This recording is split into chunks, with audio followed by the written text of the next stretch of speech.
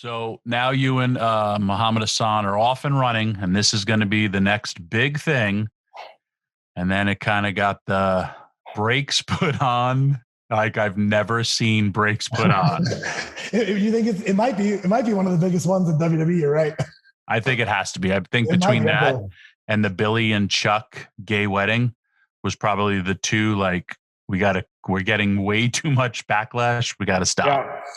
But this is when times are now changing, and they were on the UPN network, correct? Yeah, we were on UPN on Thursday nights. And taped on Tuesday, aired on Thursday. They basically are like, if you have these guys on the show, we're not going to air SmackDown. I mean, it was a little more direct than this. Was a network note. It was a network note that they're allowed to give any TV show. If HBO tells Sopranos, hey, you have to kill Tony Soprano on episode 2, you have to do it. And that was a network note from UPN, as Muhammad Hassan is not a character on that show, or, Muhammad and Daivari, we're not having them on our program. And that's why it wasn't even a discussion or like a move them here, move them there thing. It was just, we went to Vince's office and says, it's done. We can't do it anymore. And it was because of the London bombings. The what? The 7/7 London bombings, July 7th. Oh, okay. We taped it on Tuesday, and then it was either that Wednesday morning or I think it was that Thursday morning that it aired. The London bombings happened, and we had like a terrorist angle where like Muhammad like prayed to Allah, and all these Taliban guys came out and beat up the Undertaker. Here's a good insider baseball thing for you. One of the Taliban guys, the only one that was allowed to choke Undertaker, was Val Venus. He was the only one. Oh, really? Yeah. Well, the other ones were big developmental guys, and they're like, do we want a green developmental guy to wrap piano wire around our top guy's neck? And so they brought in Val Venus just for that day. Poor guy. He was planning to go home Monday night. Hey, can you come to SmackDown? We need you to murder the Undertaker.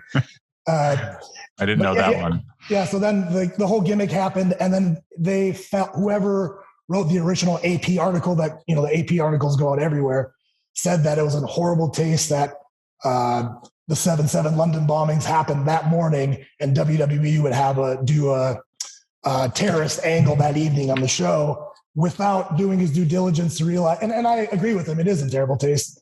But no one did the due diligence of Raw is live, SmackDown is taped 24 hours after it, and that episode was in the can for 48 hours before the bombings happened. But it's one of those things where once it's out there, it's out there. That's what happened. Yep, and you guys were scheduled to have like a big pay-per-view match and stuff. Yeah, so this is always what I heard, is that the next pay-per-view after the one we did was SummerSlam in Washington, D.C., which is United States capital and Batista's hometown. And I've always heard that the plan was for Mark to beat Batista in D.C. For the world title, which the way Mark was being booked, it made sense. With Vince McMahon loving people in their hometown to go under, it makes sense. With the amount of heat you would get with Muhammad winning the belt in our nation's capital, made sense. So I've heard it, but you hear a million different things a million different times. But I definitely believe that is something that maybe was an idea they were exploring. Oh, absolutely. I mean, it would. Well, like when we first started the match with Undertaker at Great American Bash, where we got written off, the first week it was promoted as a number 1 contenders match, where the winner of that match got to fight Dave at SummerSlam. And then after the things got killed off, they stopped promoting it.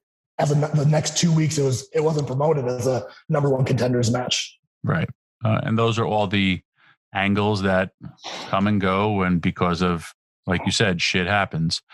So he is literally killed, powerbombed or last ride off the stage. Yeah. How are you killed? Chokeslam? Nothing. I was just, I just got thrown through a table, but like I wasn't, I didn't have like a definitive write-off or anything. I was kind of just an accessory to Muhammad's act. So he's killed and literally done. He's never been seen on television ever before. Yeah, nothing. We went home after that, and they approached both of us and said, "Hey, you want to go to OVW for a week?" And I was like, "Yeah, sure, whatever." And Mark said, "I'm not interested." And then Deep South opened up a couple months later, and like, "Do you want to go to Deep South for a week?" And I was like, "Yeah, sure." And Mark said he wasn't interested. And then I think just a conversation between Mark and Johnny came to like, if I'm not going to be Muhammad Hassan, I'm not interested in coming back. And that kind of led to his exit. Wow. He could have, especially with his body and his experience that he was gaining, he could have probably just been like, a member of the FBI or some sort of like Italian gimmick. I don't know how he had that foresight, but now having worked as a producer on the other side of things, he was totally right. He wasn't going to be positioned by design any higher than Muhammad Hassan was booked and scheduled to be. Like he had honestly, God, he had one of the best rookie year ones outside of Brock Lesnar, Kurt Angle I can think of. Like not many people have like just rocket on him from day one for year one, but Mark didn't even make it a year. But if he beat Batista at SummerSlam, he definitely would have been, just as good a first year as Kurt Angle and Brock Lesnar.